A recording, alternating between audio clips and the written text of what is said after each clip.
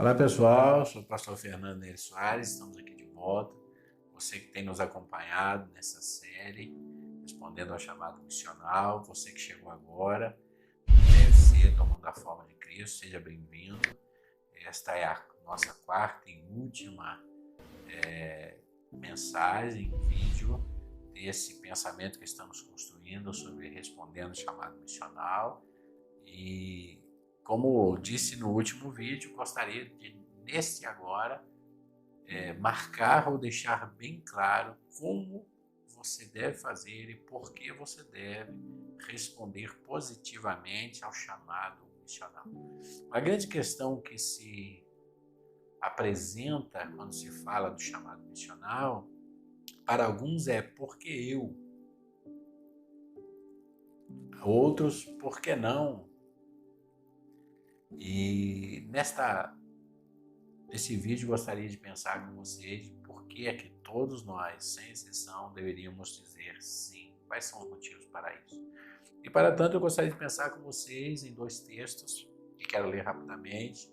O primeiro texto em Atos, capítulo 26, versículo 13 em diante. Atos, capítulo 26, versículo 13 em diante. Apóstolo Paulo, diante do rei Agripa, ele vai dar a razão da sua fé, ele está fazendo a sua defesa, e eu gostaria de pensar com vocês, e depois Isaías capítulo 6, versículo 8, um texto também muito conhecido. Diz assim o texto: ao meio-dia, ó rei, vi no caminho uma luz do céu que excedia o esplendor do sol, cuja claridade me envolveu, a mim e aos que iam comigo. E caindo nós todos por terra, ouvi uma voz que me falava em língua hebraica e dizia: Saulo, Saulo, por que me persegues? Dura coisa te é recalcitrar contra aguilhões. E disse eu: Quem é, Senhor? E ele respondeu: Eu sou Jesus a quem tu persegues. Mas levanta-te e põe-te sobre os teus pés, porque te apareci por isto, para te pôr por ministro e testemunha, tanto das coisas que tens visto, como daquelas pelas quais te aparecerei ainda, livrando-te deste povo e dos gentios, a quem agora te envio, para lhes abrires os olhos e das trevas os converteres à luz e do poder de Satanás a Deus, a fim de que recebam a remissão dos pecados e herança entre os que são santificados pela fé em mim. Por isso, ó rei Agripa, não fui desobediente, em algumas versões diz rebelde. Por isso, ó rei Agripa, eu não fui rebelde à visão celestial. Antes anunciei, primeiramente aos que estão em Damasco, em Jerusalém, por toda a terra da Judéia, e aos gentios que se emendassem e se convertessem a Deus, fazendo obras dignas de arrependimento. E o versículo, Isaías capítulo 6, versículo 8, vai dizer assim: Depois disso ouvi a voz do Senhor que dizia: A quem enviarei? Quem há de ir por nós? Disse eu: Eis-me aqui, envia-me a mim. Por que você deveria dizer sim ao chamado missional? E eu gostaria de compartilhar rapidamente com vocês. A primeira coisa que nós podemos perceber no texto de Paulo é que Paulo diz que ele foi iluminado, ele teve um encontro com Deus. Nesse encontro, ele vê uma luz, claro, está falando material, fisicamente, mas ele também é iluminado para um novo estilo de vida. Os olhos dele são abertos, parece contraditório. Ele fica cego por causa da luz, mas a luz que o cega é também a luz que abre os seus olhos para um novo mundo, para uma nova visão. E assim como Paulo foi iluminado, nós também o fomos. Paulo foi e nós fomos e somos iluminados com um propósito e para um propósito. Quando Jesus se encontra com Paulo e o busca, e fala, e o confronta, e o chama, e o escolhe, e o envia, o que ele faz é buscar a Paulo com um propósito e para um propósito. E Cristo Jesus, quando veio à Terra, ele vem também com um propósito e para um propósito. O propósito de Deus ao enviar Jesus à Terra é para que nós pudéssemos ser salvos por Ele, não somente nós, mas todos. João 3,16, quem não conhece, mas todos aqueles que creem no seu nome, todos. Esse foi o propósito de Deus em enviar Jesus à terra. E qual foi o propósito de Cristo em Mateus? Estamos pensando em Mateus 28. Em Mateus 28, 18 a 20, em enviar a igreja. O mesmo. A missão é de Deus. Cristo replica a missão de Deus. Cristo envia a igreja para replicar a sua missão. Então o propósito de Cristo enviar a igreja é para que todos os povos, tribos, línguas e nações sejam salvos por Ele. Mateus 28, 18 a 20. Então Cristo envia em uma obra missional Jesus cumpre o seu chamado, o seu ministério está consumado, ele diz, na cruz do Calvário, e depois, uma vez ressuscitado, ele envia agora a sua igreja, a comunidade de discípulos. Como Cristo replicou a missão de Deus, nós temos que replicar a missão de Cristo. Agora é interessante, na passagem de Paulo, porque o texto diz, e Paulo disse que ele foi nomeado ministro e testemunho. E é interessante quando eu pensava nisso, porque eu fui buscar essas duas palavras, né, ministro e testemunho. E quando se pensa em ministro, se pensa, ou se diz que ministro, quem é? Ministro é o auxiliar direto do mandatário supremo de uma nação. Ministro, ele é que chefia o ministério. Ele compõe um gabinete. É interessante porque o ministro, ele é como se fosse um mordomo, um servo. E o servo vai aonde o Senhor Supremo da nação manda. O ministro não tem autonomia para fazer o que quer, senão que ele participa do gabinete de um presidente para poder auxiliar na obra do ministério ou no mandato do presidente supremo da nação. Agora é interessante porque o ministro ele também não é um cavalo solitário, um cavaleiro solitário. Ele é membro de um corpo, ele é membro de um gabinete, cujo o cabeça é o mandatário da nação. No caso da igreja, a cabeça é Cristo. Então, quando nós fomos nomeados ministros, o que Deus faz com Paulo e fez conosco é nos nomear para fazer parte de um gabinete cujo o cabeça é Ele. É nos nomear para cumprir e seguir as ordens e o mandato dele. Ele nos chamou para compor um grupo de ministros e não para sermos cavaleiros solitários e sair por aí fazendo o que dá na nossa cabeça. Quando se fala de dizer sim à missão, muitas vezes me preocupa o fato de que pessoas dizem que foram chamadas por Deus, que ouviram a voz de Deus, que foram ordenadas por Deus e saem sem rumo, sem direção, sem estar debaixo da autoridade de ninguém, muitas vezes se rebelando contra a sua liderança. E é interessante, me chamou muito a atenção isso, porque ele foi eleito ministro. Ele foi chamado para fazer parte dos 12 que formavam o gabinete do Cristo. Que tremendo! Por que você deve dizer sim ao chamado missional? Porque Cristo chamou a você e a mim para compormos esse ministério, esse gabinete, para cumprir o mandato dele e não nosso, porque a missão é de Deus e não da igreja, e não minha, e não sua. Agora é interessante que Paulo diz também que ele foi nomeado ministro e também testemunha. E mais uma vez eu fui procurar sobre o testemunho. E quem é testemunha? Testemunha é alguém que presenciou um fato, que se apresenta a fim de atestar a veracidade, a validade ou legalidade de alguma coisa. Uma das características da testemunha é que ela deve falar ou testificar daquilo que ela viu e ouviu. E aqui inúmeros ensinos para nós. Se nós formos realmente iluminados por Deus, se nós somos transformados por Deus, e se há em nós um antes e um depois de Cristo Jesus, então nós fomos chamados para testificar que é verdade esse evangelho. É muito interessante quando os fariseus começam a pressionar aquele homem que foi curado no sábado por Jesus, e o pressiona, quem é ele, onde está, como foi, como fez, e ele resume tudo e diz assim: não sei, eu só sei de uma coisa, eu era cego e agora eu vejo. Ah, que testemunho fantástico e poderoso. Na obra missionária nós vemos muitas pessoas não se sentirem capacitadas para dizer sim, porque não tem todas as logias, teologias, porque não leu todos os livros e porque não entende todas as coisas do chamado missional.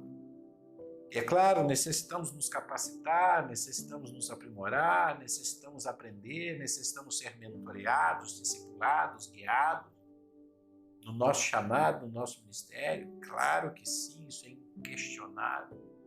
Mas o melhor testemunho, aonde quer que nós estejamos, é o testemunho desse homem. Eu não sei como foi, eu não sei explicar o que aconteceu, eu só sei uma coisa: antes de Cristo eu era cego e depois de Cristo eu vejo. Que tremendo! Agora, tem uma característica interessante, ou duas, a testemunha. Quando uma testemunha não se apresenta para testificar do que ela viu ou ouviu, ela não somente nega o que ela vivenciou, o que ela presenciou, senão também que ela põe em dúvida a veracidade dos fatos. Porque se alguém que viu e ouviu e presenciou alguma coisa não se apresenta para testificar, ela vai colocar sempre em dúvida a veracidade dos fatos. E aqui é muito forte isso para nós. Todas as vezes que o povo de Deus se nega a dizer sim ao chamado missional, ele coloca em xeque a veracidade do que está sendo pregado e feito pela igreja.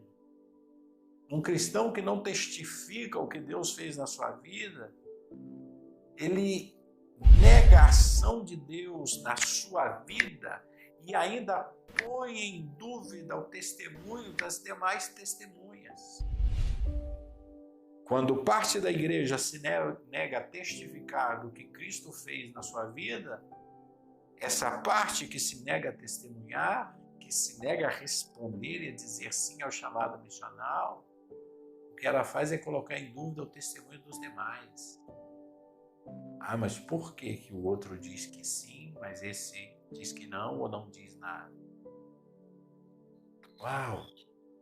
Então você deveria dizer sim porque você foi convocado por Deus. Deus te deu não somente o trabalho, a tarefa, mas o privilégio de compor o gabinete dele, na missão dele, no mandato dele. Deus te deu o privilégio de ter um encontro com ele, ter sua vida mudada, como aconteceu com Paulo, e te deu o privilégio de constituir a ti e a mim testemunhos.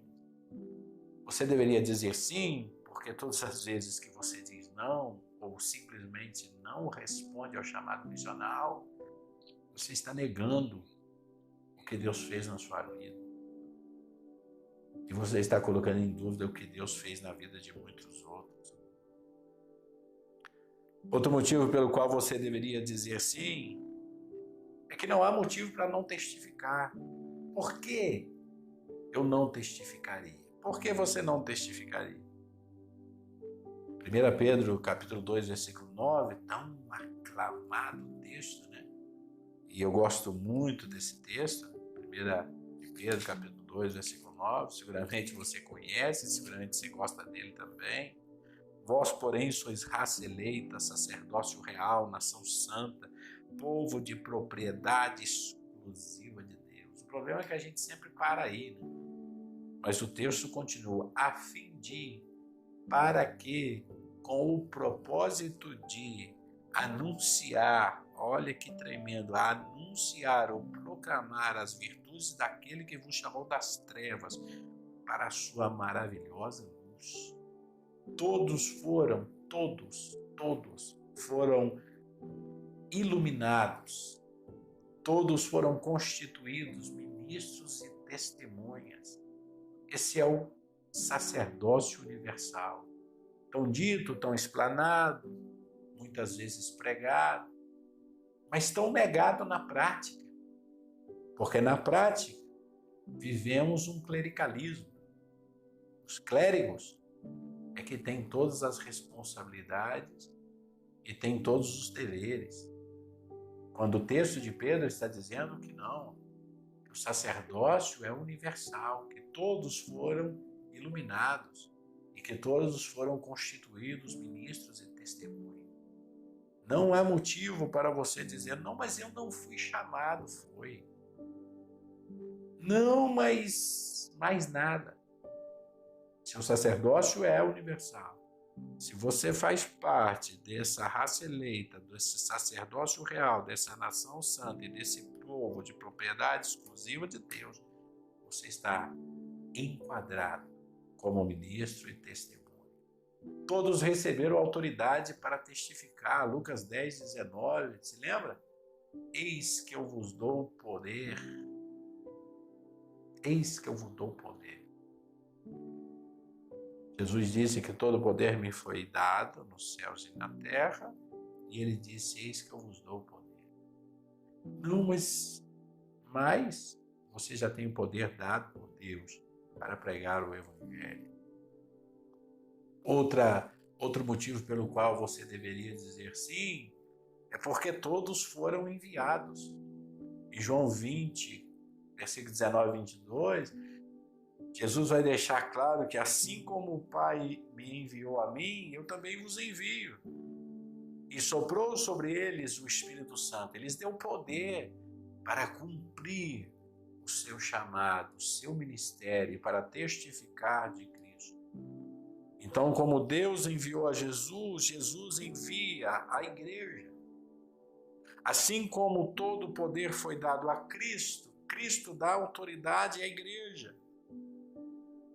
Então não há motivo para você dizer não. Não há motivo para que eu diga não. Não há. Outro motivo pelo qual nós deveríamos dizer sim e pelo qual você não pode dizer não é que o Senhor nos prometeu guardar em todas as perseguições internas e externas. Não é o que Paulo disse? Paulo disse que por dentro muitos temores e por fora muitas perseguições.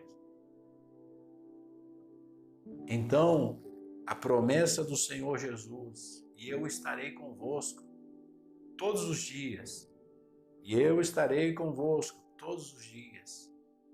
Olha porque não há motivo e razão para você dizer não, porque Jesus disse, todo poder me foi dado e eu dou poder a vocês. Assim como o Pai me enviou a mim, eu envio a vocês. E Ele não só envia, senão que Ele vai conosco ao dizer que eu estarei convosco todos os dias, até a consumação do século. Quando Jesus morre e é assunto aos céus, antes de ser assunto aos céus, Ele diz, eu vou, mas eu enviarei o Espírito Santo, o Consolador, que o Pai enviará para estar com vocês. Então não há nenhum motivo e nenhuma razão para temermos as perseguições, as agruras e dificuldades do ministério, tanto externas quanto internas. Outro motivo pelo qual não há razão para dizermos não ou para não responder ao chamado missional é que nada depende de nós, tudo depende dele. Porque não é o nosso poder, é o poder dele. Não é a nossa sabedoria, é a sabedoria dele. Não são as nossas palavras, são as palavras dele. Não é o nosso poder de convencimento, é o poder de convencimento dele. Paulo disse que ele pôs esta joia, essa preciosidade em vaso de barro, para que a excelência da glória fosse sempre dele. Então nada depende de mim, tudo depende dele. E se nada depende de mim, tudo depende dele, não há motivo para eu dizer não ou para ser omisso na resposta ao chamado missional. E é tremendo isso. Por que é tremendo? Porque nós vemos uma protelação de muitos, nós vemos um questionar de muitos, nós vemos muitos buscando respostas que podem até ter algum cunho teológico, mas nenhum cunho verdadeiramente bíblico para não responder à missão. Nós vemos muitos se negarem a ir para a missão por dizerem que não estão capacitados, que não foram chamados. Muitos dizerem que têm medo. Muitos dizerem que quem sabe não deveria ser assim tão radical a missão. Meus queridos, se há algo que nós podemos aprender com a missão de Cristo, é que ele sempre foi, diz o texto sagrado, obediente até a morte de cruz. Quando Cristo desce do céu, ele já sabia aonde terminaria a sua jornada, a sua missão. Ele já sabia. Quando Paulo está no calabouço escrevendo a sua segunda carta, a carta ao seu pupilo Timóteo, ele diz: Timóteo, eu combati o bom combate, eu acabei a carreira, eu guardei a fé e agora para mim está somente reservada a coroa da justiça. Em outras palavras, Timóteo, eu estou indo, Timóteo, eu cumpri a minha missão. Mas sabe o que é interessante? É que Paulo não está dizendo, Timóteo, sabe o quê? Eu vou deitar e dormir agora e os anjos virão me levar e amanhã me encontrarão na cama morto com um sorriso alegre de quem está se encontrando com Deus e quem viu a escadaria dos céus. O contexto de Paulo é uma prisão em Roma esperando ser decapitado. Quando Paulo diz, combati o bom combate, acabei a carreira e guardei a fé, e ele diz que está pronto para receber a coroa da justiça, ele não está dizendo, bom, agora eu vou descansar, ele está dizendo, bom, agora eu vou morrer pela causa de Cristo. Meus queridos, graças a Deus no mundo ocidental não nos exige, não nos demanda e não nos pede o sacrifício das nossas vidas, ainda que alguns já tenham dado as suas vidas por amor ao Evangelho. Mas uma coisa é certa, e nós temos que entender, não há nenhuma razão para sermos omissos, relapsos, ou para nos negarmos a responder ou a dizer sim ao chamado missionário. Porque todos somos iluminados por um propósito e para um propósito. Se você for observar todos os textos que falam sobre o Espírito Santo desde o Antigo Testamento, você vai ver que todos os textos vão falar de um Espírito Santo que desce para poder encher os corações. Se você vai observar em Isaías, capítulo 32, 58, Isaías diz que quando descer o Espírito Santo, a unção do Espírito Santo, o poder tão evocado do Espírito Santo, vai nos usar para gerar justiça e paz onde quer que nós estejamos inseridos. Em Joel, tão aclamado Joel, diz que a verdadeira unção operaria milagres, não para fazer festa e não para sair nas redes sociais, muito menos para cobrar rios de dinheiro do povo que recebe os milagres. A unção operaria milagres para que todos fossem salvos. Se vamos a Abacuque diz que a verdadeira unção faria notória a obra de Deus. E em Atos, capítulo 1, versículo 8, A verdadeira unção impulsionaria a igreja até os confins da terra. Em todos os casos, Isaías, Joel, Abacuque e Atos, o propósito da unção do Espírito de Deus sobre a vida dos crentes é para cumprir a missão. É para manifestar o reino de Deus. É para dar sequência à obra missional de Cristo Jesus. E mais, meus queridos, para já ir terminando, nós temos que entender que dizer sim não é uma opção. Não é se der vontade. Dizer sim é um privilégio. Mas dizer sim também é uma questão de obediência ou rebeldia à visão celestial. Isaías diz, capítulo 6, versículo 8. Quem há de ir por nós? A quem enviarei? Paulo, diante do rei Agripa, ele diz, rei Agripa, eu tive um encontro com Deus, eu fui iluminado na estrada de Damasco, eu recebi um chamado, eu recebi uma missão dada por Cristo, a quem eu persegui. E, ó rei Agripa, eu não posso ser rebelde, eu não posso ser desobediente à visão celestial. Então, meus queridos, dizer sim não é muito opcional. Primeiro é um privilégio, mas depois também é uma questão de obediência ou rebeldia à visão celestial. Aqueles que se encontraram com Cristo, aqueles que foram iluminados por Ele, receberam um chamado e uma missão. E não pode ser que eles se neguem a cumprir. Que Deus abençoe a sua vida, que você possa ter aprendido um pouco mais, crescido com esses 4 temas que compartilhamos. O tempo é resumido, poderíamos falar tantas outras coisas, mas uma coisa é certa. Dizer sim não é uma opção. É uma questão de rebeldia ou de obediência à visão celestial. Que Deus possa abençoar poderosamente a sua vida. Se você não viu os outros vídeos, os outros 10, assista, porque é uma cadeia de pensamento que está sendo construída. E não somente os meus vídeos, senão de todos aqueles que estão ministrando aqui no TFC. Faça parte, siga o TFC, compartilhe o TFC com seus amigos em todas as redes sociais e seguramente você será abençoado, seus amigos serão abençoados através desse ministério tremendo e poderoso que é tomando a forma de Cristo.